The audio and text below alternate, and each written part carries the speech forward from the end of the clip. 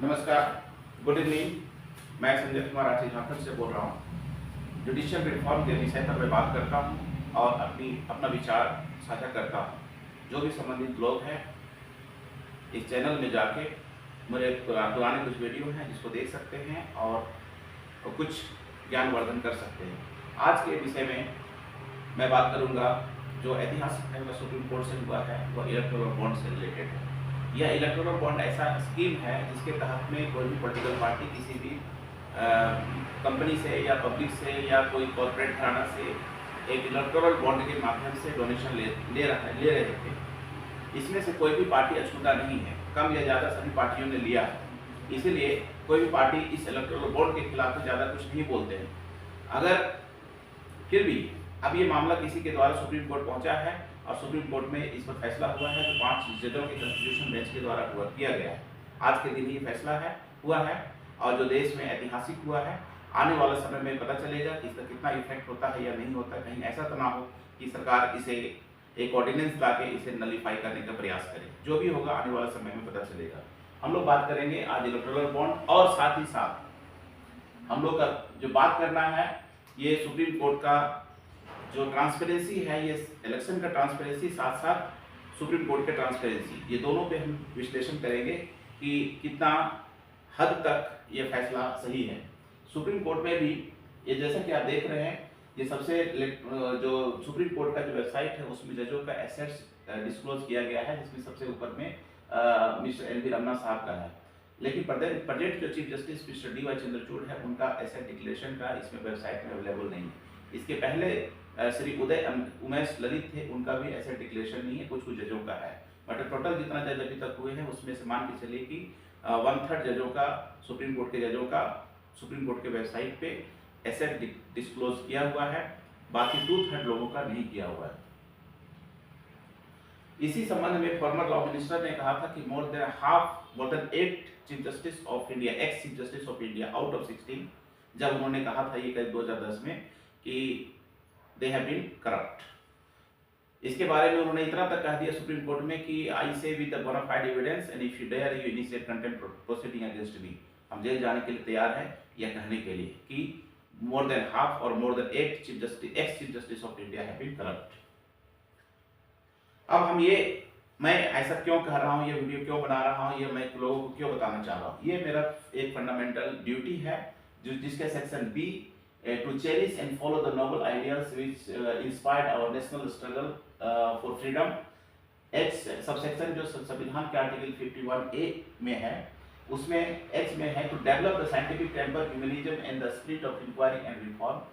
उसके बाद J subsection में है to strive toward excellence in all spheres of individual and collective activity so that the nation constantly rises to higher level of endeavor and achievement। ये हमारा basis है। सब साथ ही ये हमारा संविधान का आर्टिकल 19 है जो फ्रीडम ऑफ एक्सप्रेशन के तहत में। ये दो मेरा सोर्स है जिसके आधार पर मैं अपनी बात कह रहा हूँ।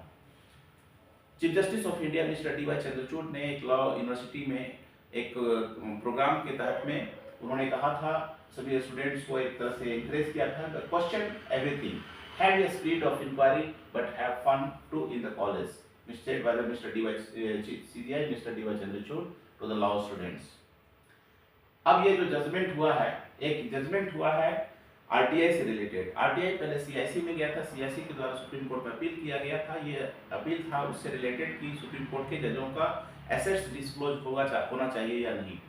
तो इसके बारे में सीआईसी ने डायरेक्शन दिया था कि डिस्क्लोज करना चाहिए था, लेकिन सुप्रीम कोर्ट ने इस पर फैसला दिया कि नहीं, उनका पर्सनल लिबर्टी के मामले पे उनका पर्सनल इंफॉर्मेशन मानते हुए उसे डिस्क्लोज करने से एक तरह से मना कर दिया गया।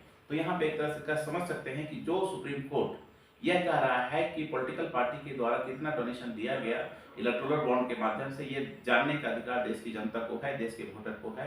इससे ट्रांसपेरेंसी सुनिश्चित होगा और फेयर इलेक्शन होगा।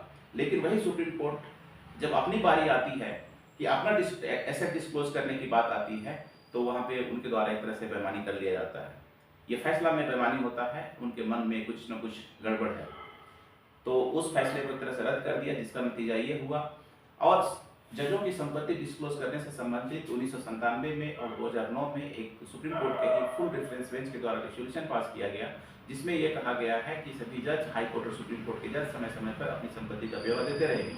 लेकिन इतने वर्ष हो जाने के बाद भी अभी तक सभी सुप्रीम कोर्ट का और हाई कोर्ट का मिला दे तो करीब 1/3 लोगों ने ही अपनी संपत्ति डिस्क्लोज किया है। तो यहाँ पे नैतिकता वाली बात है, कानून उनके हाथ में है, वो जैसे इंटरप्रेट करना चाहें वो कर सकते हैं, लेकिन उनका निजी स्वार्थ भी कभी उस पर अपने ड्यूटी पर, संवैधानिक ड्यूटी के निष्पादन में उनका निजी स्वार्थ हावी रहता है। जब व्यक्तिगत मामला आता है, उनका अपना स्वार्थ होता है, तो वहाँ पे वो मन में बेईमानी कर लेते हैं। ये क्रिमिनल अपील नंबर है जो 10044 ऑफ 2010 है, ये CIC के द्वारा फाइल किया गया था। ये central public information officer supreme court के इंडिया वर्सेस सुभाष चंद्र अग्रवाल, इनके द्वारा किया गया था। ये CIC का जो जजमेंट है, जिसके अनुसार से उन्होंने बताया था कि इसमें उनको सुप्रीम कोर्ट के सभी जजों का एसेट्स डिक्लेरेशन करने का या डिस्क्लोज करने का या RTA के तहत में प्रोवाइड करने का प्रावधान किया जाए, उन्होंने डायरेक्शन दिया। लेकिन इसके CIC के जजमेंट के खिलाफ में सुप्रीम कोर्ट में अपील हुआ और जिसमें जजमेंट ये हुआ कि नहीं, पर्सनल इंफॉर्मेशन के तहत में उनको एक तरह से एग्जम्प्ट कर दिया गया। अब हम लोग आते हैं जो 8 चीफ जस्टिस मैंने बताया था, एक किसी फेमस मैककेना के द्वारा कहा गया है कि there is no difference between the जजेस and the common man except that one administrates the law and the other endures it. We, the judges, have indeed a 50% chances of being right in any case we try, and of course the usual chance of not being found out if we are wrong. The last chance is something else we share with the common man. इनके द्वारा कहा गया, एक तरह से ये भी जज रहे थे। ये फ्रीडम ऑफ एक्सप्रेशन है संविधान का आर्टिकल 19 के तहत। अब ये हम लोग देखिए, इसमें इलेक्टोरल बॉन्ड जो है एनालिसिस जो किया गया है कि 2017 से लेकर 22-23 में जो जितने पार्टियों को इलेक्टोरल बॉन्ड दिया गया है, कितना पैसा दिया गया है उसका जिक्र है। ये बात अलग है कि कोई पार्टी है जिसको सबसे ज्यादा मिला, लेकिन सभी पार्टियों ने लिया है, कम या ज्यादा सभी पार्टियों ने लिया है।